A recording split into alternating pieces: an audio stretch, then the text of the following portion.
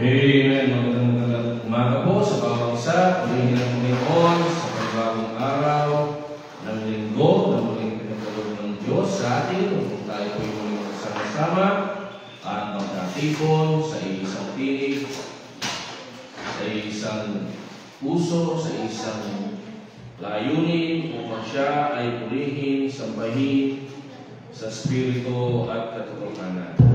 Amen. Sa ating pong pagsisimula, tayo po yung mag-awitan, mga kapatid. Awitin.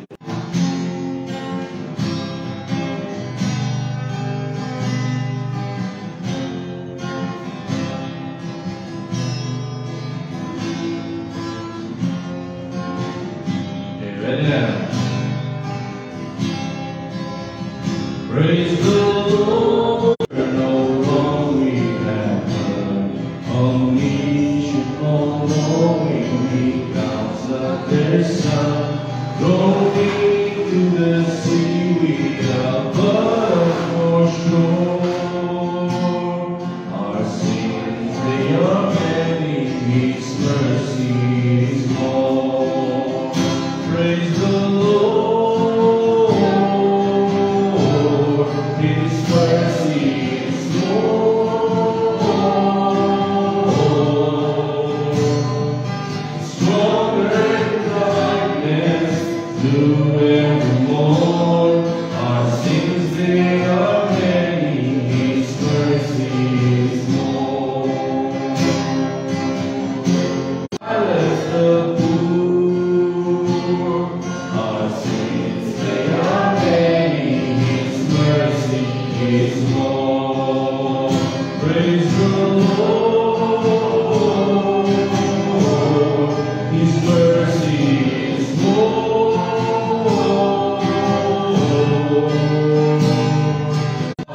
We stood with the dead we could never afford. Our sins, they are many, His mercy is more. Praise the Lord, His mercy is more.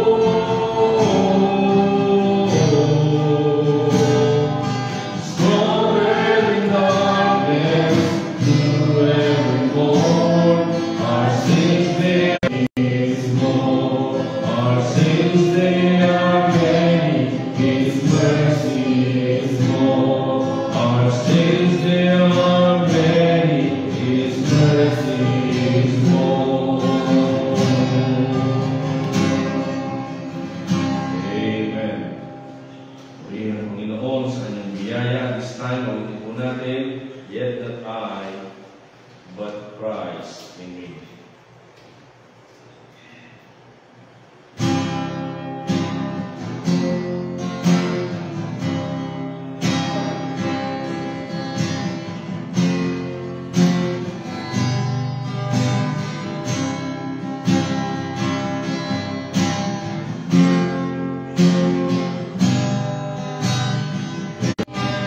He is my joy, my righteousness and freedom, my steadfast love, my deep and boundless peace. To this I hope, my hope is only Jesus. For my life is wholly bound to Him. Will say, I labor on in weakness and rejoicing. For in my need, His power is displayed. To this I hope, my hope overcome, yet not through Christ in me.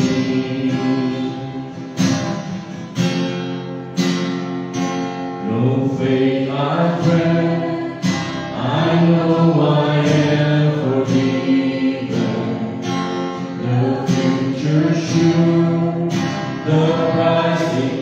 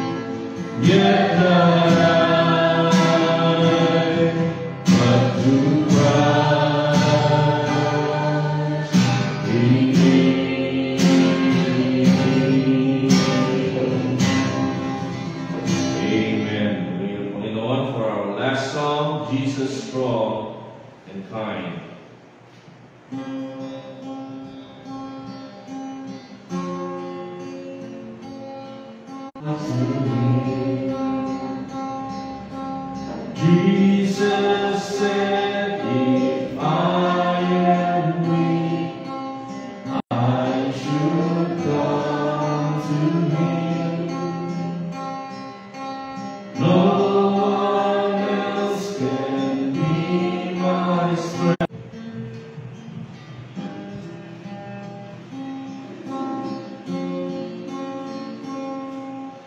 Jesus said that if I win, I should come to Him. No one else can be my shield. I should come to Him. To Jesus, Jesus strong and kind.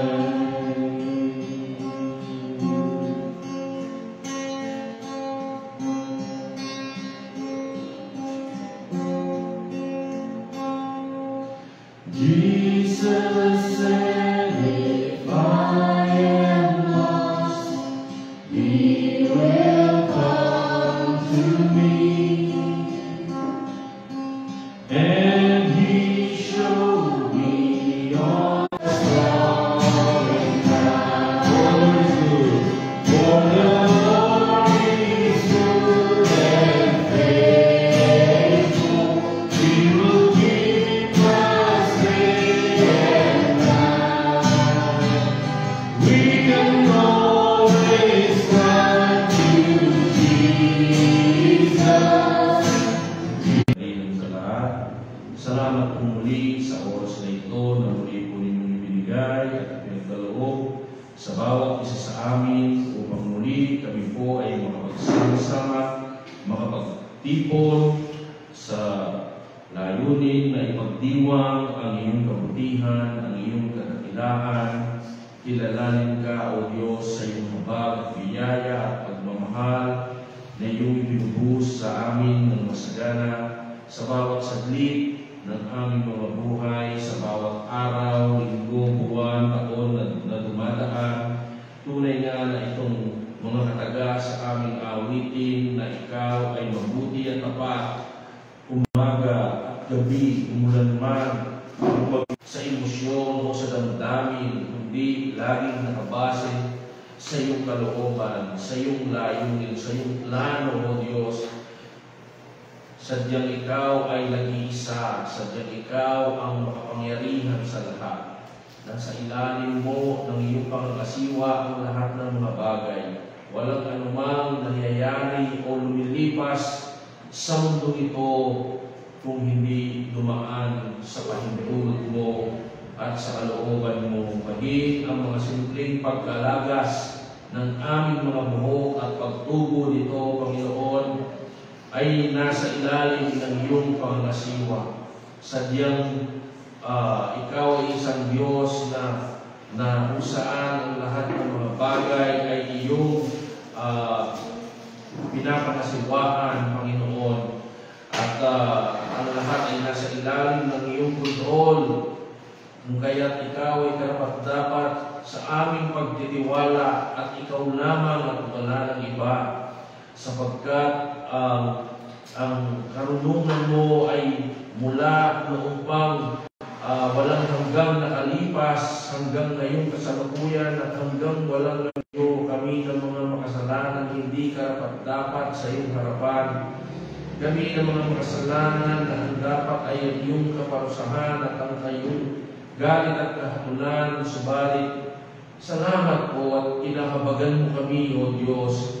Salamat po at tinignan mo kami hindi sa magitan ng pagtingin ng walang katumbas, Panginoon, ang ginawa ng inyong bugtong na anak. Ang iyong bugtong na anak na higit na mas mahalaga pa kaysa sa lahat ng iyong nilikha, Panginoon. Pumarito, nagtatamang tao, nagtiis at nagdusa, alang-alang sa mga katulad namin walang kapuluhan, alang-alang sa kamatayan patungo sa buhay na walang hanggan, mula sa kapangyarihan ng Diablo. patungo sa kapangyarihan ng Diyos. At ngayon ang Diablo ay wala ng karapatan sa aming mga kaluluwa. Ang Diablo ay wala ng karapatan sa aming mga buhay. Sapagkat kami inubos mo na ng banal na dugo ng aming Panginoon. Sapagkat kami pinatawad mo na, hinugasan at lininis on si Kristo ang aming takbuhin, Panginoon, at wala ng iba pa. Siya ang nagbibigay ng kakayahan, kalakasan, kasiyahan, kapayapaan, kagalaan sa buhay namin ito. Ang mundo, Panginoon, ay walang idinudulot na anumang bagay na kapakipakinabang sa aming mga buhay. Ay pinagpapasalamat po namin at ikinagagalak po ng aming mga puso habang kami nagpapatuloy na nagtatapat sa inyo at naglilingkod, Panginoon. Maraming salamat po. Patuloy nga po ninyo kami akayin sa inyong bugtong na anak. Patuloy nyo nga po kaming palaguin, patatagin, patibayin sa aming paglilingkod at pananampalataya. Patuloy at ng paggabay ng iyong makapangyarihang banal na Espiritu. Salamat po sa bawat isang nandirito. Salamat po sa inyong banal na Espiritu. Kayong patuloy na manguna at lumabay sa amin. Kayong patuloy na magpala sa amin, O Diyos. Batid mo ang lahat ng mga pangangailangan sa aming kalagitnaan, ang mga pangangailangan ng iyong mga anak, ang mga suliranan. Dalayan ko rin, Panginoon, ang gawain ito na patuloy po ninyong i-bless, patuloy pong palaguin ang mga nakikibahagi, patuloy tumawag po kayo ng mga individual at mga pamilya na makakasama po namin maglingkod sa inyong harapan. Gayon din, Panginoon, dalangin ko po ang gawang Ebanghelyo, Panginoon, nawa ay magkaroon niyo po sa kanila ang bukas na puso at sila ay magkaroon ng pagtugon sa inyong Ebanghelyo. Dalangin ko rin, O Diyos, ang aming bayan, ang aming bansa sa paparating po na national election sa araw ng bukas. Nawa ang lahat ay maging mapayapa at maayos na eleksyon at nawa mailuglok ang mga taong malapit sa inyong mga salita at sa inyong mga katotohanan. Ang mga taong pumapabor sa inyong mga salita at sa inyong mga katotohanan, Panginoon. At huwag niyo kong hayaan na makaluglok ang mga taong ang layo lang ay sa puso ng tao at sa buhay at kaluluwa nito. Kaya, Panginoon, nawa ang lahat ng mga mailuluklok sa aming halalan bukas ay mga taong magiging kapakipakinabang sa lahat ng Pilipino at hindi lang sa kanilang mga sarili. Maraming salamat po, Panginoon. Pinupuri ka namin sa umagang ito at itinataas sapagkat ikaw po sa bawat isa. This time, dumako tayo sa ating scripture reading.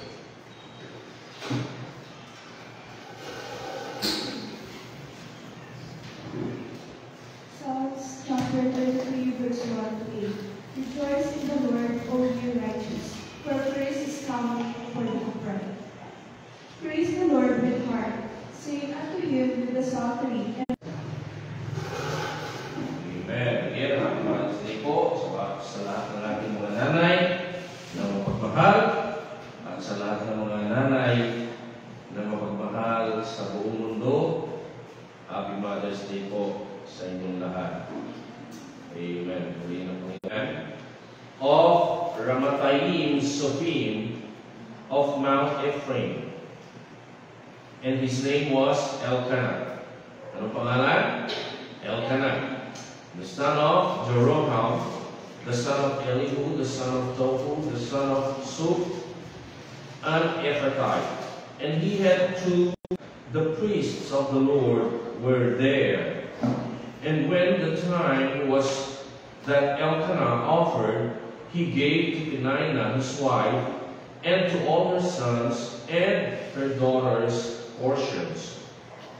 But unto Hannah he gave a worthy portion. For he loved Hannah, but the Lord had shut up her womb, and her adversary also. She wept and did not eat. Then said Elkanah, her husband, rose up after they had eaten in Shiloh and after they had drunk. Now Eli the priest sat upon a seat by a post of the temple of the Lord, and she was in bitterness of soul, and prayed unto the Lord, and wept sore. And she vowed a vow, and said, O Lord of hosts, if thou wilt indeed look on the affliction of thine handmaid, and remember me, and not forget thine handmaid, but wilt give unto thine handmaid a man-child, then I will give him unto the Lord all the days of his life, and there shall no razor come upon his head. And it came to pass, as she continued praying before the Lord, that Eli marked her mouth. Now Hannah, she spake in her heart, only her lips moved, but her voice was not heard. Therefore Eli thought she had been drunken. And Eli said unto her, How long wilt thou be drunken? Put away thy wine from thee. And Hannah answered and said, No, my Lord, I am a woman of a sorrowful spirit. I have drunk neither wine nor strong drink, but have poured out my soul before the Lord. Count not thine handmaid for a daughter of Belial, for out of the abundance of my complaint and grief have I spoken hitherto.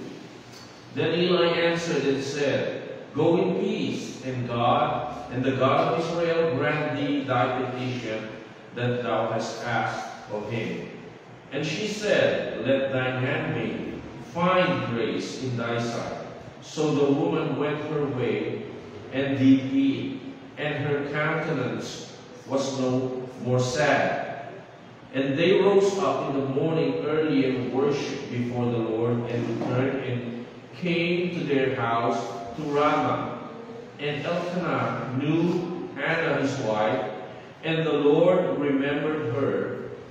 Wherefore it came to pass, when the time was come about after Hannah had conceived, that she bare a son, and called his name Samuel, saying, Because I have asked him of the Lord.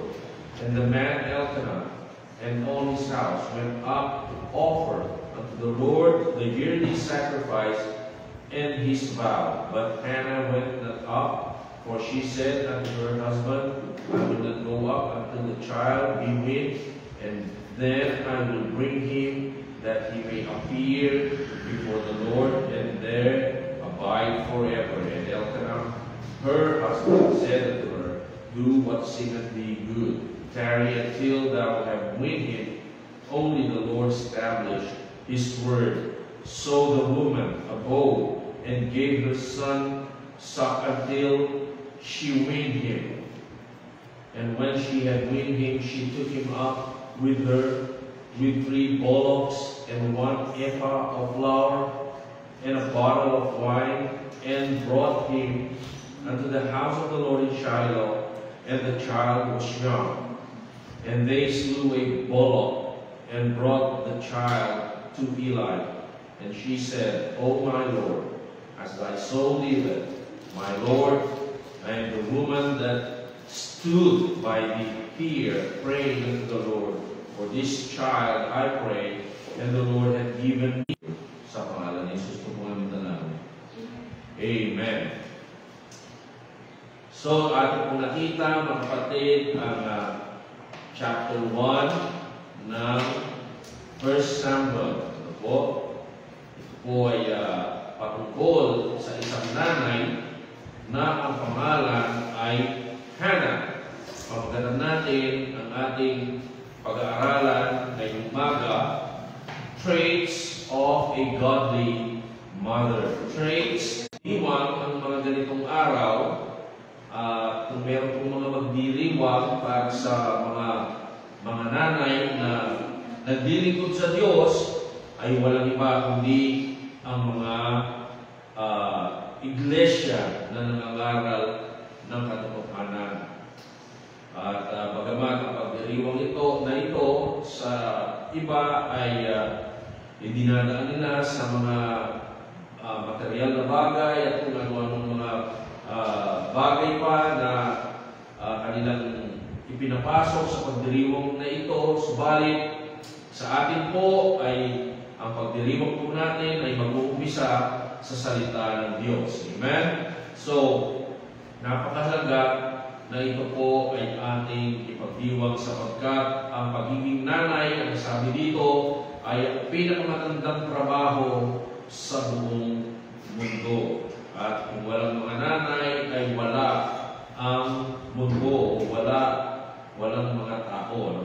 So, it is just proper to give honor to all loving mothers. Sinasabi natin na to all loving mothers dahil hindi naman lahat ng nagiging nanay ay nagpapaka-nanay. Meron pong mga nanay na o nagiging nanay na hindi nagpapaka-nanay. Kaya salamat po sa mga nanay na mapagmahal sa kanilang mga anak at sa kanilang pamilya. So, ang sabi nila, kung ang pag-uusapan po ay ang iba't ibang level ng pagmamahal dito sa mundo, ay nandoon sa pinakataas ng listahan ang pagmamahal ng isang nanay. Meron ngang kasabihan na nagsasabi na ikaw ay mayroong mukha na nanay lang ang magmamahal. Ibig sabihin, mga kapatid, talagang napakadakila ng pagmamahal ng isang nanay na kahit na anong itsura ng kanyang anak, ay mamahalin niya ito ng higit pa sa kanyang sarili. Amen? Ganyan po kadakila ang pagmamahal ng mga nanay. Okay? Ay, yung iba sa atin, buhay pa yung mga nanay natin. Pero yung iba sa atin, wala na yung kanilang mga nanay. So, itong Mother's Day ay hindi siya masaya para sa lahat. Kasi meron mga bata na wala na silang mga nanay. Maagang kinuha ng Panginoon yung kanilang mga nanay. Kaya tayo na meron pang mga nanay ay dapat maging mapagpasalamat tayo sa ating mga nanay. Dapat ipagpasalamat natin sa Panginoon ang ating mga nanay at dapat pasalamatan din natin at ipahayag natin ang ating pagmamahal sa ating mga nanay na nag-aalaga, nagsasakripisyo, nagpapagod para sa ating katiwasayan. Amen? So, ito po'y napakahalaga na kung saan ay bigyan natin ng halaga ang mga mapagmahal na nanay. Dito po sa 1 Samuel o ang aklat ng Samuel ay tungkol sa tatlong dakilang mga kalalakihan na itinalaga ng Diyos. Ang una ay si Samuel, yung prophet. Pangalawa si Saul, yung unang hari ng Israel. At pangatlo si Haring David, yung kinikilala nilang dakilang hari ng Israel. A man of God's own heart. Ang sabi nga ng salita ng Diyos. So, ito ay aklat tungkol sa tatlong dakilang kalalakihan na ito. Si Samuel, si Saul, at si David. Subalit, ang umpisa ng aklat na ito, bagamat ito ay tungkol sa mga dakilang kalalakihan na ito, ang umpisa nito ay patungkol dito sa isang babae na ang pangalan ay Hannah. Isang babae na, ang sabi ng ating teksto, ay isinara ng Diyos ang kanyang sinapupunan. Kung kaya siya ay hindi magkaroon ng anak. So, alam po ninyo, minsan, Ang sabi nila, kapag ka ang Diyos gusto niyang gumawa ng isang dakilang bagay, ay kumukuha siya una ng isang babae. Ano po? Bago niya ipakita yung lalaki na kanyang gagamitin. Katulad po rito si Hannah, siya yung magiging nanay ni Propeta Samuel. Okay? Mga halimbawa po, katulad po ng deliverance ng Israel mula sa Egypt. Ito po ay nagsimula sa isang babae na ang pangalan ay Jochebed. Sino si Jochebed? Kilala niyo ba si Jochebed? Si Jochebed ay ang nanay ni Moses na nagkaroon ng pananampalataya upang ilagay ang kanyang sanggol na si Moses sa isang basket. Ano po? At ito ay ipaanod sa ilog. Ganon din ang istorya ni Haring David. Ito po'y nagsimula sa isang babae na ang pangalan ay Ruth. Gayun din naman ang preservation ng mga Hudyo sa Persia ay nagsimula sa kwento ng isang babae na ang pangalan ay Esther, na siya nagkaroon ng sapat na pananampalataya upang itaya ang kanyang lahat para sa Panginoon. At siyempre, ang ating kaligtasan sa mga ebanghelyo sa Bagong Tipan ay nagsimula sa isang babae na Hudyo at ang pangalan niya ay si Mary, isang birhen na nilukuban ng kapangyarihan ng Banal na Espiritu. Now, dito po sa unang Samuel, pag-aaralan natin ang tatlong characteristics, ano po, ang tatlong traits ng isang godly woman. Okay? Bilisan na natin. Una, godly mothers have great problems. Amen? So, yun ang una. Yung mga godly mothers, meron silang mga malalaking problema. Sino may problema rito? Amen? Lahat tayo may problema. Lalo na yung mga nanay. Umaga pa lang, namumroblema na yung mga yan. Amen? Godly mothers have great problems. So, tingnan po natin ang kwento ng nanay ni Samuel. Ano ang problema ng nanay ni Samuel? Verse 1 and 2, sabi niya, now there was a certain man of Ramathaim Sophim of Mount Ephraim, and his name was Elkanah. So ito yung asawa ni Hannah. Si Elkanah, ang tatay ni Samuel. Verse 2, and he had two wives.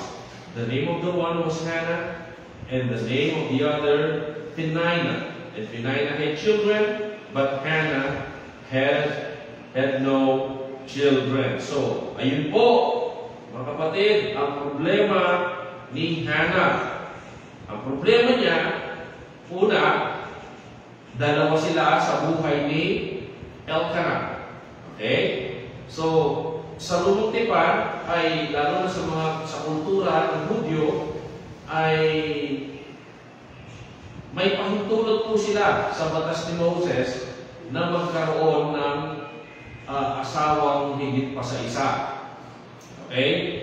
Kaya huwag kayong magtaka kung bakit si Elkanah ay meron po siyang dalawang asawa. Okay? May kadahilanan po rito, mga kapatid. So, meron siyang asawa. Ang asawa niya ay si Hannah at si Peninnah. Si Peninnah ay maraming anak. Si Hannah, wala siyang anak. Maliban sa wala siyang anak, siya po ay laging iniinggit at iniinis ni Peninnah. Okay? Isa na nga rin ng mga mag-asawang Hudyo ang magkaroon ng anak. Ito ay isang tinuturing nilang isang pagpapala mula sa Panginoon. Mas marami ang kanilang anak, mas mainam. Okay? Hindi katulad ngayon, pinupromote ng sanlibutan, family planning. Pero mga kapatid, we don't believe in that. We still believe in the Word, in what the Word of God says about having family. Sabi ng Bible, sa Psalms 127, children are a heritage from the Lord. The fruit of the womb is His reward. So, ibig sabihin, habang binibigyan tayo ng Diyos ng mga anak, ito po ay pagpapala mula sa Diyos. Sabi niya, happy is the one whose quiver is full of them. So, sinasabi ng salita ng Panginoon, mas maraming pagpapala mula sa Diyos. So, bagamat alam natin, mas marami rin sakit ng ulo yan, pero mga kapatid, kung tayo mamumuhay ng ayon sa salita ng Diyos, pagpapala po yan. Amen? And then, besides that, ang hindi pagkakaroon ng anak sa mga Hudyo ay isang parang bang salot sa kanila o sumpa mula sa Diyos. Ganun po ang kanilang pagturing. Sa verse 11 ng ating teksto, ang tawag dito ni Hannah sa hindi niya pagkakaroon ng anak ay affliction. Ano po? Ibig sabihin ito sa kanyang buhay ay isang kapighatian. Hindi ito isang katuwaan. Bagamat sa panahon ngayon, ang daming mga tao na ayaw nila mag-asawa dahil ayaw nila magkaanak, o meron mga nag-aasawa subalit ayaw nila ng anak, at may mga celebrities po dyan, local and Hollywood na nagpo-promote po ng ganyan po, na sinasabi nila ang pagkakaroon ng anak ay hindi para sa kanila. Subalit, dito po sa kultura, sa tradisyon, at sa buhay ng mga Hudyo, ang hindi pagkakaroon ng anak ay isang kapighatian tulad dito na ihinurin ni Hannah. If thou indeed look on the affliction of thy handmaid. Ano po yung affliction niya? Yung hindi niya pagkakaroon ng anak. Doon po sa Genesis, nung si Leah, isa sa mga asawa ni Jacob, ay nagkaroon nagbuntis, ang sabi po niya, the Lord had looked upon my affliction. And then, yung isang asawa po, na si Rachel, dahil hindi siya magkaroon ng anak, ang sabi po niya kay Jacob, give me children or I'll die. Sabi niya, bigyan mo ako ng anak, kundi mamamatay ako. So, ito po ay naitanim sa puso at sa isip ng mga Hudyo. Ano po? Sa mga nakalipas na maraming mga taon, libu-libong taon, hanggang ngayon, ganyan pa rin po sa kanilang mga kultura. Na kung hindi magkaroon ng anak, yung kanilang unang asawa, ito po ay pwedeng maging basihan upang ilagay sa diborsyo yung kanilang asawa. O ito'y hiwalayan nila sa pamamagitan ng divorce. Or ito ay isang basihan upang sila'y kumuha pa ng isa pang asawa. So no wonder bakit si Elkanah ay nagkaroon po ng dalawang asawa ay dahil si Hannah ay hindi mabuntis. Ano po? Nung kaya, nandyan po si Peninnah. Kaya lang si Peninnah, gusto po niyang sarilinin si Elkanah. Kaya lagi niyang iniinis si Hannah. Ano po? So ito ang problema ni Hannah. Hindi po madali yung kanyang problema. Hindi po simple. Ito po ay isang mabigat na problema. So, godly mothers have great problems. So, hindi ko alam kung ano yung problema ng ating mga nanay. Ano po? But I believe may mga problema yung ating mga nanay. Katulad ni Hannah, ang problema ni Hannah is infertility at meron po siyang karibal. Ano po? Ang karibal niya ay si Peninnah. Verse 3 and 4, sabi niya, And this man went up out of his city yearly to worship and to sacrifice unto the Lord of hosts in Shiloh. And to the sons of Eli, Hophni and Phinehas, the priests of the Lord, were there. So, meron po silang unang pagdiriwang. Ito ay parang kapaskuhan nila, at ang lahat ay tumutungo doon sa kanilang templo upang ipagdiwang ito. Nagdadala sila ng mga sakripisyo, ng mga hayop, at buong pamilya nila ay dinadala po nila doon sa templo. At ito'y napakasayang araw para sa mga magpapamilya. Kaya lang, si Hannah, wala po siyang anak. So sa kanilang pagpunta roon, masaya ang pamilya ni Peninnah, ang kanyang mga anak, subalit si Hannah ay nag-iisa. Ano po? Verse 4, and when the time was that Elkanah offered, he gave to Peninnah his wife, and to all her sons and her daughters portion. So yung mga isasakripisyo po nila, ito po hinati-hati ni Elkanah. At nagbigay siya kay Peninnah una at sa kanyang mga anak. I mean, itong larawang ito na ginagawa ni Elkanah sa paningin ni Hannah ay napakasakit. Amen? Na si Elkanah ay masaya na tinuturuan niya yung kanyang mga anak kay Peninnah na mag-alay at maglingkod sa templo. Subalit, pagdating kay Hannah, si Hannah ay wala siyang anak na makapagbigay ngiti kay Elkanah. So, napakasakit po nito para kay Hannah. Ano? Na kung saan itong problema niya ay wala sa kanyang kontrol, wala sa kanyang kapangyarihan, at wala rin sa kapangyarihan ng kanyang asawa, kundi ito ay nakasalalay sa Diyos.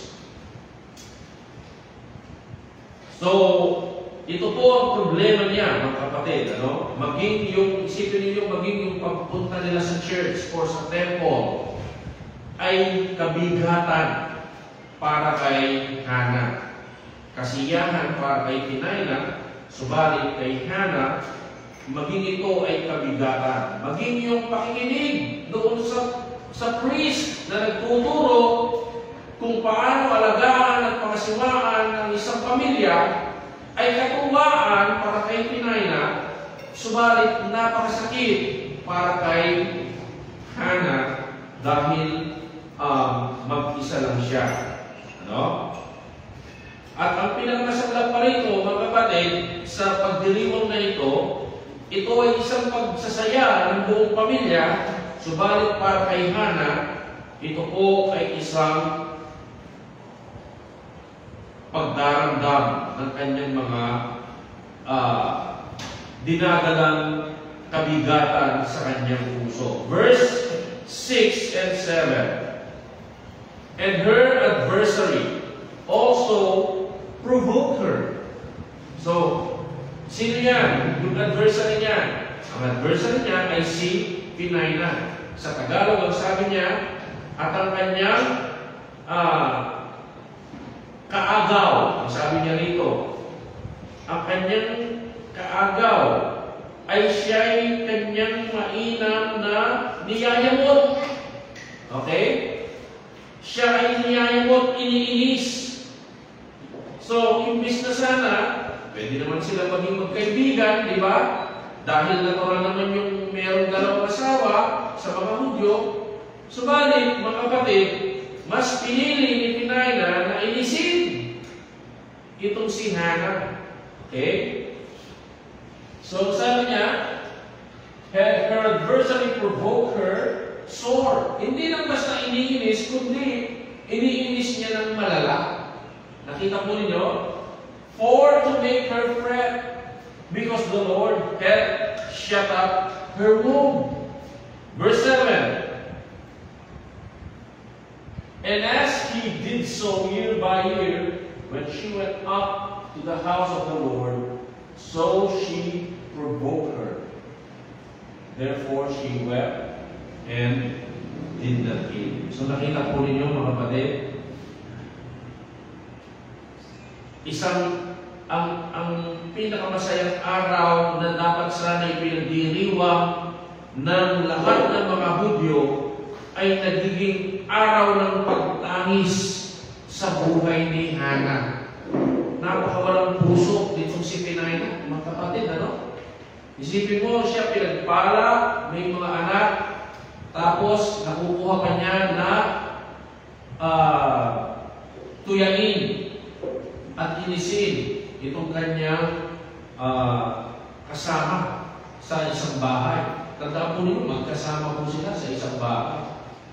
So, napakalungkot po ng buhay ni Hana. At dito, makita natin na nandyan yung pagdiriwang at lahat ng pinakamasarap na pagkain, nandyan. Nakahapag sa kanilang harapan. Di ba? May patatim, may kare-kare, may arlian bangos. Gutom Pero mga kapatid, si Hana hindi makakain. Isipin nyo yan, mga kapatid, ano? Andyan lahat ng masasarap na pagkain, di ba? May pansit palabo, may pansit bihong gisado, ano? Gutom na ba kayo? Pero si Hana hindi makakain, mga kapatid. Ano? Di siya makakain sa lahat ng masasarap na pagkain na nasa kanyang harapan, at iyan ay dahil sa pag-iinis ni Penina.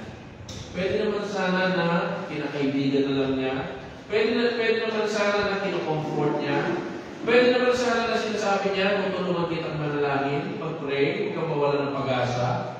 Kaya lang, mas ginusto niya ito na inisin. Mas ginusto niya na gampanin o gampanan ang isang papel ng bruha sa buhay ni Hana. Okay? So, mga kapatid, makita natin na itong hindi pagkakaroon ng anak ng marami ay hindi po ito simpleng problema, mga kapatid. Ito ay problema ng marami. Okay? Infertility affects more men, women, and couples than we might be aware of. Alam niyo po ba, mga kapatid, na sa United States, sa kada 8 mag-asawa ay hindi po magkaroon ng anak ang isang pares sa kada 8 mag-asawa. 12% po ng mga adult population sa United States ay infertile. Ilan yung 12% doon? That's roughly around 8 million. So 8 million na mga tao doon, either man or woman, ay sila po'y hindi magkaroon ng anak. Sa kabila ng maraming mga medisina, doktor, proseso, o high-tech na mga pamamaraan, hindi pa rin sila magkaroon ng anak. Nanalangin sila, nagpalihin sila, pero wala pa rin anak. So, ibig sabihin, ang Mother's Day ay hindi ganun kasaya para sa lahat. Masaya para sa iba, pero sa iba ay hindi ganun kasaya. So, katulad dito, si Penina, masaya siyang nagdiriwang dito sa kanilang pagdiriwang, subalit si Hana, mga kapatid, ay tumatangis at umiiyak dahil gusto niya magkaanak, subalit hindi siya magkaanak. Katulad ng mga maraming tao, gusto nila magkaanak, subalit hindi sila magkaroon ng anak. Pero mga kapatid, pakinggan natin ito. Ang sabi dito, childbearing is a part of God's sovereignty. Di natin maunawaan kung bakit yung iba nagkakaroon ng anak at yung iba ay hindi. Hindi natin alam bakit maraming mga kabataan ang hindi pa dapat magkaanak pero nagkakaanak. Hindi natin maunawaan kung bakit yung mga nagkakaanak na tinatapon lang nila ay binibigyan pa rin ng anak. So marami tayong hindi naunawaan, mga kapatid. Pero dapat natin maunawaan ito. Ang halaga natin at ang kabuluhan natin sa harap ng Diyos ay hindi po nakabase sa pagkakaroon o hindi pagkakaroon ng anak. Amen? Ang halaga natin sa harap ng Diyos ay hindi nakabase sa pagkakaroon o hindi pagkakaroon ng anak. Mahal tayo ng Diyos sapagkat nilikha niya tayo sa Kanyang wangis. At ang ating halaga sa Kanya ay makikita natin noong tayo ay tinubos ng Kanyang mahalaga at banal na dugo. So kung ikaw man ay magkaanak o hindi, kung ikaw man ay may anak o wala, God has something great in store for you. Kung patuloy lang tayo magtitiwala sa Diyos, may anak man tayo, wala tayong anak, mayroong nakahandang dakilang bagay ang Diyos para sa atin. Do you believe that, mga kapatid? Tingnan po ninyo. Mayroong mahabang listahan sa Bible ng mga kababaihan na hindi magkaroon ng anak. Subalit sila'y nagtiwala sa Diyos. At ang kadakilaan ng Diyos ay pinausbong ng Diyos sa kanilang mga buhay.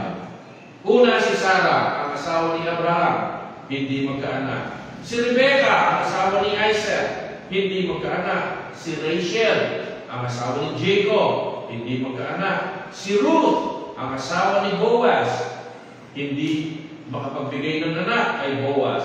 Si Elizabeth, ang asawa o ang nanay ni John the Baptist, ay hindi nagkaroon ng anak hanggang sa kanyang pagtanda. So, nakita po ninyo ang listahan niyo, mga kapatid, na sa salita ng Diyos, marami mga hindi magkaanak na mga kababaihan na pinili ng Diyos upang ipahayag ang kanyang kapangyarihan at kadakilaan. At ito po ay totoo, kapatid. Marahil hindi sa lahat ng pagkakataon, subalit sa mga mananampalataya, ito po ay totoo. Most great women of faith in the Scriptures are those who are infertile at first. So marami po sa mga women patriarch sa Bible ay mga kababaihan na sa una ay hindi magkaroon ng anak. So, hindi ibig sabihin na kung meron kang anak, ay mas nakakalamang ka doon sa walang anak. Hindi rin ibig sabihin kung wala kang anak, ay mas nakalalamang yung may anak. Hindi po ganon ang sinasabi ng salita ng Diyos. Sa katotohanan, kung hindi ka magkaroon ng anak, hindi ibig sabihin na ito ay ikaw ay sinumpa o kung ano man. Ako'y naniniwala, ibig sabihin, God is keeping you and reserving you. Katulad ng mga great women of faith in the Scriptures, you are reserved and kept for something great for God. A great blessing awaits you if you will just keep on trusting the Lord. If you will just keep on placing your faith to the sovereign God. Ang masasabi ko lang, lahat tayo patuloy na magtiwala sa ating Panginoon. Great mothers have great problem. So yun po yung una. Pangalawa, great mothers or godly mothers keep great priorities. Amen? Godly mothers keep great priorities. So, hindi lang sila may malaking problema, kundi sa kabila ng malaking problema, meron silang prioridad sa kanilang mga buhay. Dito po, si Hannah, sa ating pagpapatuloy, makikita natin na ang prioridad niya ay ang kanyang relationship. Yung kanyang mga kaugnayan. Una, sa Diyos. Pangalawa, sa kanyang asawa. Pangatlo, sa anak na ipagkakaloob sa kanya ng Diyos. Okay? So, ito yung kanyang mga priority. Ang priority niya, hindi yung sa paligid niya. Hindi yung nakikita niya. Hindi yung kung saan o kung sino. Kundi una, ang priority niya ay ang Diyos. Verse 9, sabi niya, so Hannah rose up after they had eaten in Shiloh, and after they had drunk. Now Eli the priest sat upon a seat by a post of the temple of the Lord, and she was in bitterness of soul, and prayed unto the Lord and wept sore. So nakita po ninyo, yung kanyang pagtangis, yung kanyang sakit na nararamdaman. Ano pong ginawa niya? Imbis na magpakadesperado siya, imbis na magwala siya, imbis na kung ano-anong gawin niya, mga kapatid, ang ginawa niya, pumunta siya sa templo, lumapit siya sa Panginoon, at doon siya nanalangin at umiyak sa Panginoon. So nakita po ninyo, ang priority niya ay ang Panginoon. Iniiyak niya ito sa Panginoon. Nakakalungkot ngayon, maraming mga nanay, pag may problema, ang pinakahuli ang Panginoon. Pero si Hannah, ang pinakauna, ang Panginoon. Pansinin po ninyo, mula kanina sa pagbabasa po natin, sa laki ng problema at kabigatan ni Hannah, wala tayong nabasa na meron siyang pinagsabihan. Nandito, ang una niyang pinagsabihan ay ang Panginoon. Amen?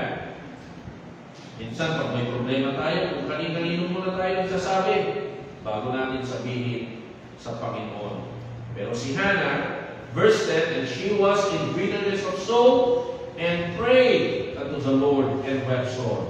Verse 11, and she vowed a vow, and said, O Lord of hosts, if thou wilt indeed look on the affliction of thine handmaid, and remember me, and not forget thine handmaid, but will give unto thine handmaid a man-child, then I will give him unto the Lord all the days of his life, and there shall no razor come upon his head. And it came to pass, as she continued praying before the Lord, that Eli marked her mouth. Look at that verse 12. And it came to pass, as she continued praying. So yung panalangin niya, hindi lang ito basta-basta panalangin, mga kapatid. It was a long prayer. It was a long conversation between her and the Lord. Verse 13, now Hannah, she spake in her heart, only her lips moved, but her voice was not heard. Therefore Eli thought she had been drunken. So akala ni Eli, lasing si Hannah kasi gumagalaw yung bibig niya pero walang tinig na lumalabas. Hindi niya alam na nanalangin siya. Sinita pa siya ni Eli sa verse 14. Eli said to her, how long wilt thou be drunken? Put away thy wine from thee. Verse 15, Hannah answered and said, no, my Lord, I am a woman of a sorrowful spirit. So nakita po ninyo, ang laking tulong ni Eli, ano? Sipin nyo, si Hannah, nagdurusa na, sabi niya, hoy, lasing ka, sabi pa niya. Laking tulong, no? Dito natin makikita, mga kapatid, yung mga leaders, hindi sa lahat ng pagkakataon, tumutugma yung kanilang judgment, ano? Ibig sabihin, hindi sila perfect. May mga pagkukulang yung mga leaders na hindi na talaga ng Diyos. So, ang sabi niya, sabi ni Hannah, I have drunk neither wine nor strong drink, but have poured out my soul before the Lord. Count not thine handmaid for a daughter of Belial. So yung palang mga lasenggo at lasenga, mga anak ni Belial. Sino ba si Belial? Ito po ay larawan ni Satan. No? For out of the abundance of my complaint and grief, I have spoken hitherto. So, binuhos lahat ni Hannah ang kanyang puso, ang kanyang kaluluwa, lahat ng kanyang problema, ibinuhos niya sa Panginoon. Okay? Ito yung isang magandang karakter ni Hannah. Ang priority niya ay ang Diyos. Ang priority niya sa buhay niya, spiritual, hindi material, hindi physical. No? Hindi katulad ng iba sa atin, mga kapatid, ang iba sa atin, pag meron tayong mga problema, pag meron tayong mga suliranin, kung kani-kanino at kung saan-saan tayo tumatakbo. Subalit si Hannah, mga kapatid, ang una niyang ginawa ay lumapit sa Diyos. Ginawa niya yung tama, ginawa niya yung nakakalugod sa Diyos.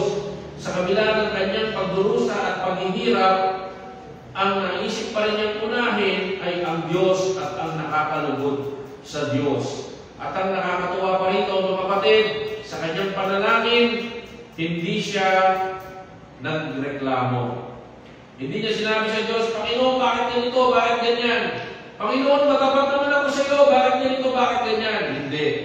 Kundi, direkta yung panalangin niya kung ano yung kanyang problema at kung ano yung nais niya. Ang sabi niya sa Panginoon, ipagkaloob mo sa akin ito at ibibigay ko ang lahat ng kanyang mga araw sa iyo. So nakita po ninyo, hindi rin niya pinanalangin yung kanyang katunggali o yung kanyang karibal. Hindi niya sinabi yung Panginoon, itong si Pinayna, nakakainis. Para siyang bruhang magkukulang, Panginoon. Isarado mo ang kanyang nalalala. Walang siyang panalangin ng mga kapatid. Ano? Kundi nakafocus siya din sa kanyang priority. Nakita po ninyo, hindi niya priority yun. Yung mga bagay na yun, ang priority niya ay ang Diyos, ang kanyang asawa, at ang kanyang panalangin, ang kanyang kahilingan. Okay? Hindi rin niya inaway yung kanyang asawa. Tama? Minsan yung mga nanay, pag may problema, ang unang ginagawa, inaaway yung kanilang mga asawa. Ika kasi, kasalanan mo hindi, etc., etc., makabusit ka. Sumli mo na ang pagmako. May mga pagano'n pa, di ba? At ang maganda pa rito, mga kapatid, si Hannah, hindi niya inaaway si Penina. Bagamat meron na siyang mga sapat na dahilan para awayin niya si Penina, pero hindi pa rin niya ito inaaway. Tama? Eh kung tayo lang siguro yun, ikaw, Penina ka, makabusin ka, sinawa na ako kaya. Away na, di ba? Pero mga kapatid, tingnan nyo yung pagtitimbi at pagtitiis ni Hannah. Naka-display dito. Bakit? Kasi meron siyang priority. Ang priority niya ay ang Diyos, ang kanyang asawa, at ang kanyang kahilingan.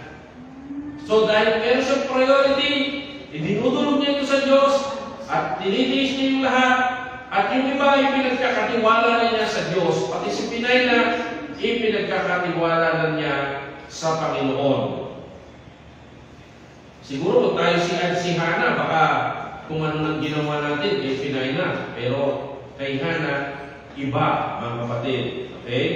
Ang ginawa ni Hannah ay yung nakalulugod sa Diyos. Ibinuhos niya lahat sa Panginoon, ipinanalangin niya lahat sa Panginoon, at ang sabi niya, balikan natin sa verse 11, ang sabi niya sa Panginoon sa verse 11, O Lord of hosts, ang sabi niya sa Panginoon, Panginoon at Diyos ng mga hukbo. Ibig sabihin, tinawag niya ang Panginoon, itinuring niya ang Panginoon bilang Master Commander of Heaven's Army. Okay?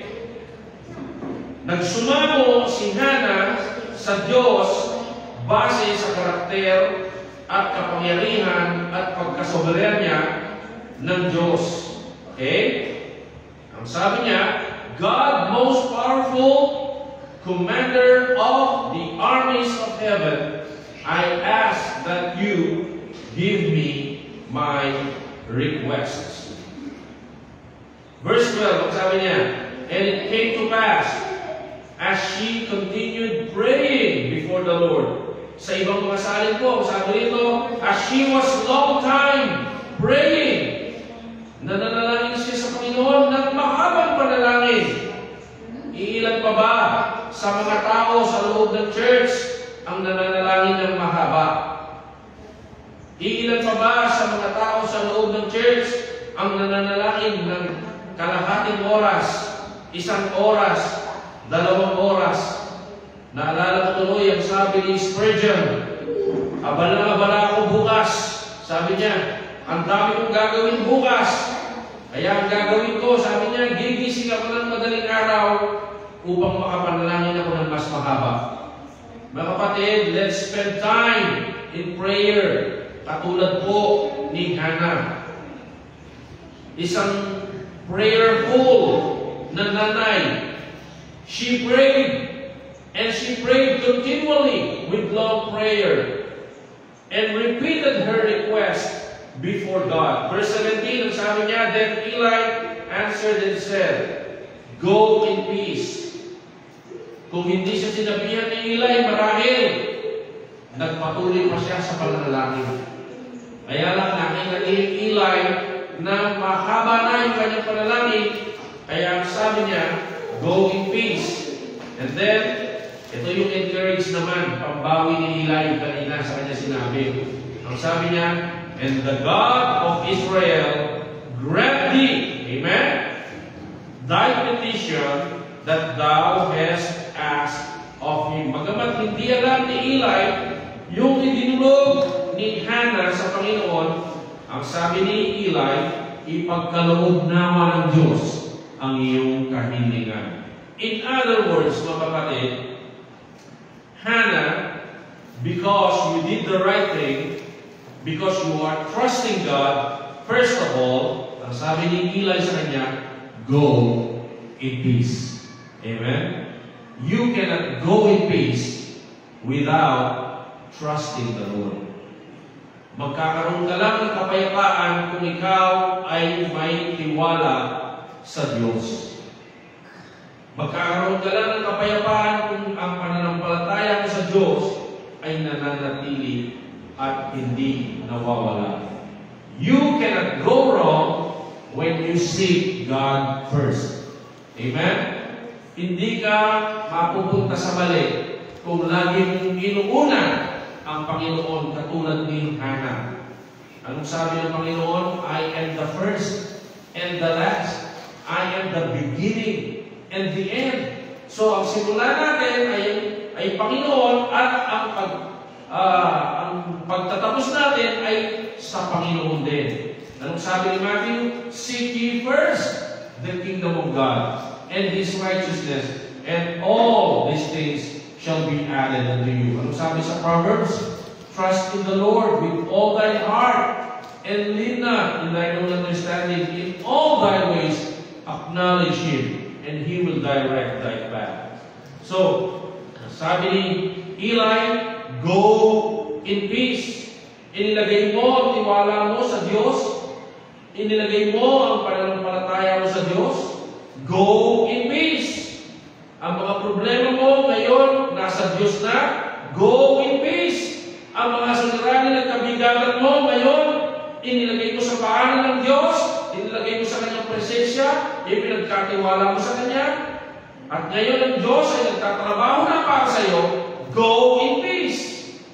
Amen? Verse 18, sabi niya, and she said, let thine handmaid find grace in thy sight. So the woman went her way and did eat, and her countenance was no more sad. Amen? Pagkatapos idulog ng ni Hannah yung kanyang problema sa Panginoon, nagbago na yung kanyang aura. Hindi na malungkot ang kanyang oras. May katuwaan na siya. Bakit? Alam niya yung problema niya nasa kamay na ng Diyos. At yun ang pagtitiwala niya sa Diyos. At anong sabi niya? And she did it. Kumain na siya. Mayroong mga nanay, mga kababaihan na pag may problema, ay kumain. Yung iba pinapatagal pa na po yung ilang araw, ay kumain. Mamatay-matay na sa gutom, ay pa rin kumain, naninindigan pa rin. Ibig sabihin, anong ginagawa mo sa problema mo? Ibigay mo sa Diyos. Amen? At pagkatapos mo ibigay sa Diyos, gawin mo na yung dapat mong gawin.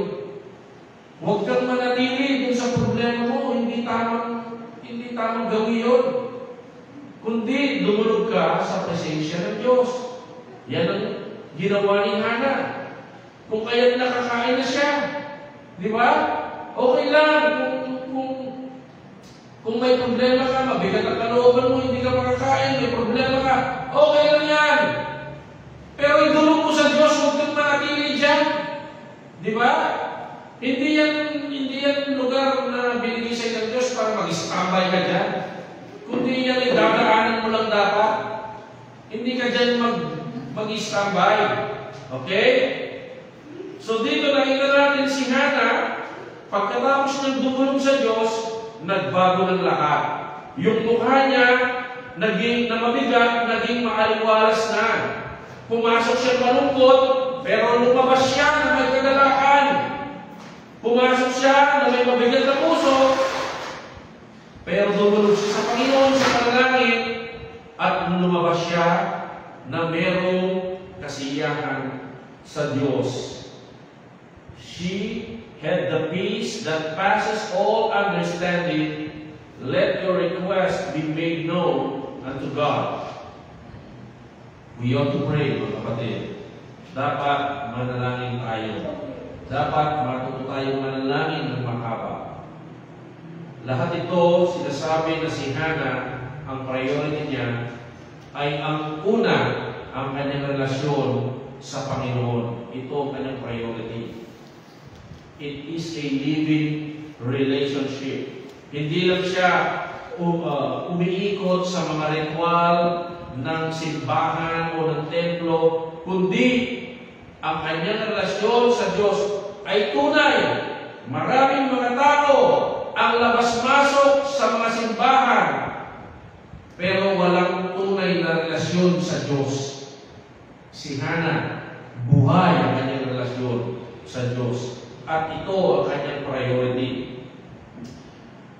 Malalim ang kanyang kaugnayan sa Diyos. At ito ay kanyang pinapahalagahan. At nakita natin ito sa kanyang karanasan. Mga kapatid, dapat maranasan natin ito araw-araw. Napakapalad ni Samuel. Amen? Hindi pa siya isinisilang dito. Pero napakapalad niya na meron siyang isang dakilang nanay, isang dakilang babae na nananalangin sa Diyos. Mga bata, kung meron kayong isang nanay na nananalangin, may takot sa Diyos, napakapalad ninyo. Subalit, kung ang mga nanay natin ay kung anong binibigay sa ating material na bagay, pero hindi tayo pinapanalangin, mga kapatid, kulang. Amen? Kulang.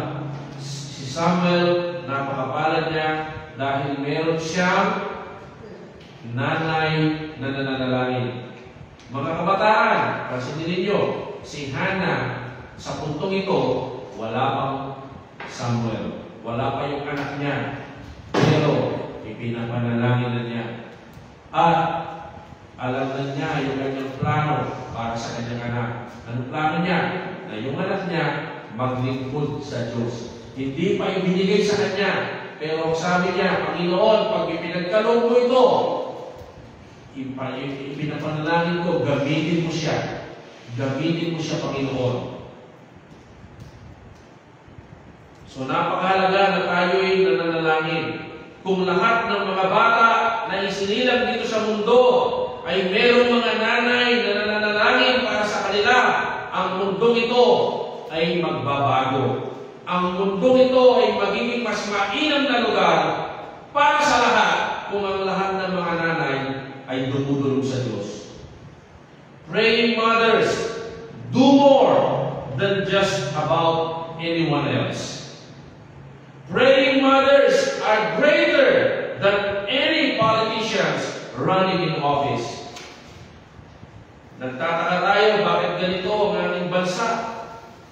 Kasi walang nananalangin. Gusto natin magkaroon ng pagbabago, ipanalangin po natin ang ating bansa, mga kapatid. Prayers can change things. If all mothers are praying faithfully for their children and for everything else, this world will be turned upside down. Ang sabi ni Abraham Lincoln, ika-16 na Pangulo ng Estados Unidos, sabi niya, no one is poor who has a godly mother. Ulitin ko, no one is poor who has a godly mother. Ibig sabihin, kung meron tayong mga nanay na nananalangin sa atin, para sa atin, araw-araw, umaga at gabi, mga kapatid, hindi tayo pulubin, kundi mayaman tayo sa harap ng Diyos. Katulad ni Samuel, meron siyang nanay na nananalangin. Wala pa si Samuel sa buhay ng kanyang nanay, ipinapanalangin na siya ng kanyang nanay. Ako nandito ako ngayon sa kalagayan ko dahil isa sa naging factor sa aking buhay ay ang panalangin ng aking nanay. Blessing na meron po tayong mga nanay na nananalangin para sa atin. Great mothers have great priority. So, ang unang priority ni Hannah ay ang Diyos. The priority of Hannah is, first of all, is God. Pagkatapos yung kanyang asawa, pagkatapos yung kanyang anak. Mga nanay, kapag ginawa niyo ito sa inyong buhay, hindi kayo magkakamali. Make God your priority, then your husband, then your children. Obviously, sa buhay ni Hannah at Elkanah, meron po silang magandang samahan. At ito ay dahil ang priority ni Hannah ay ang Diyos. Hindi niya inaaway si Elkanah sa kanyang mga problema, kundi ipinagkakatiwala niya sa Diyos. At sa kabuuan ng kwento nito, makikita natin na si Hannah ay inuuna din niya ang kanyang asawa na si Elkanah at si Samuel na ipagkakaloob sa kanya. Hindi siya nagkaroon ng oras o hindi siya nagsayang ng oras para kumprontahin si Peninnah. Hindi siya nagsayang ng oras para awayin si Peninnah. Bakit? Sapagkat nakafocus siya sa kanyang priority. Wala siyang panahon sa mga taong nakakainis. Wala siyang panahon sa mga taong nakakaasar. Wala siyang panahon sa mga taong panira. Dahil alam niya na ang Diyos ay haharapin nila isang araw at pagbabayaran nila ang lahat. Dahil sinabi ng Diyos, vengeance is mine, saith the Lord. So, hindi natin trabaho, mga kapatid, ang kumprontahin ang lahat ng mga nakakasakit sa atin. Amen? Hindi natin trabaho yun. Trabaho yun ng Diyos. Subalit, higit sa lahat ng ito, ang pinaka-priority ni Hannah ay ang Diyos. Pangatlo, panghuli, godly mothers make great plans. Godly mothers make great plans. So they have great problems, they have great priorities, and then godly mothers, they have great plans. Verse 24 hanggang 28. And when she had weaned him, she took him up with her, and 3 bullocks and 1 ephah of flour, and a bottle of wine, and brought him unto the house of the Lord in Shiloh, And the child was young, and they slew a bullock and brought the child to Eli. And she said, O my Lord, as thy soul liveth, my Lord, I am the woman that stood by thee here, praying unto the Lord. For this child I prayed, and the Lord hath given me my petition, which I asked of him. Therefore also I have lent him to the Lord. As long as he liveth, he shall be lent to the Lord. And he worshiped the Lord there. So nakita po ninyo mga kapatid, yung pangako ni Hannah, ginawa po niya. Yung panalangin ni Hannah, ginawa po niya. Nakakalungkot na maraming nangangako sa Diyos, subalit pagkatapos nilang mangako, baliwala na. Pero si Hannah, kung ano po yung ipinangako niya, ay ginawa po niya, mga kapatid. Kung ano yung ipinangako niya sa Diyos, ay ibinigay po niya sa Diyos. Na-realize niya na itong batang ito ay ipinahiram lang sa kanya ng Panginoon, kung kaya ito ay ibinalik niya sa Diyos. Para gawin ng Diyos ay Samuel ang kung anuman ang naisip ng Diyos. At alam po ninyo kung anong nangyari kay Samuel? Siya ay ginawa ng Diyos ng propeta. Si Samuel, eventually, ang inutusan ng Diyos upang italaga ang unang hari ng Israel. Walang iba kundi si Saul. And then eventually, si Samuel din ang inutusan ng Diyos para italaga ang pinakadakilang hari sa Israel sa kasaysayan ng kaharian dito sa lupa. Walang iba kundi si Haring David. At lahat ng ito ay nagsimula sa pagiging makadiyos at madalanginin ni Hannah. Ito ay bunga ng pagtatapat at pagtitiwala ni Hannah sa Panginoon. Nangako siya sa Diyos. Inialay niya sa Diyos ang kanyang anak. Sa kanyang puso, alam niya na ang lahat ay galing sa Diyos, maging ang ating mga anak. Kung kaya't hindi niya ipinagdamot sa Diyos ang kanyang kaisa-isang anak. Mga kapatid, tayo ay katiwala lamang ng mga bagay na ipinagkakaloob ng Diyos sa atin. Wala tayong anumang pag-aari.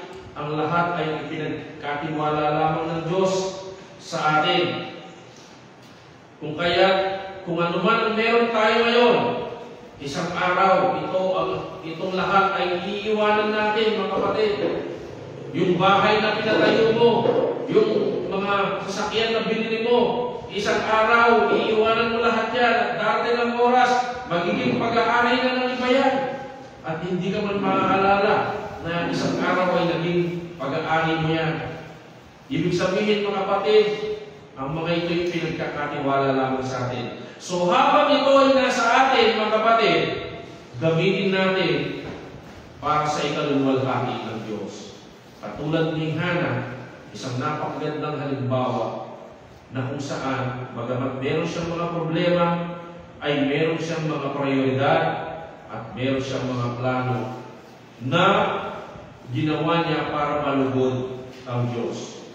Mga kapatid, ang halaga mo sa Diyos, may anak ka man o wala, kung ikaw ay nasa pagdaramdam, ang Diyos ay may plano. Amen? Ang Diyos ay may plano. Magtiwala tayo sa Kanya. Kung tayo ay nasa pinakamasaklap na kalagayan, tandaan natin, kung nagtitiwala tayo sa Diyos, nandyan siya at nagtatrabaho sa ating buhay. Kung gusto mo ang iyong mga anak o ang iyong mga magiging anak ay mabuhay sa isang Kristiyanong tahanan, siguraduhin mo na si Kristo ay nabubuhay sa puso mo. Mga kapatid, si Hannah, ang priority niya ay ang Diyos. Tayo, sino po ang ating prioridad? Tayong lahat ay sumayo. Kapilang Diyos, maraming pong salamat sa inyong mga salita sa umagang ito.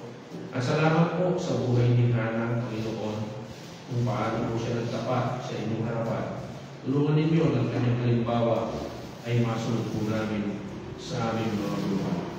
Nawa, Panginoon, ang inyong mga salita na aming napakinggan sa umagang ito ay naging pagpapala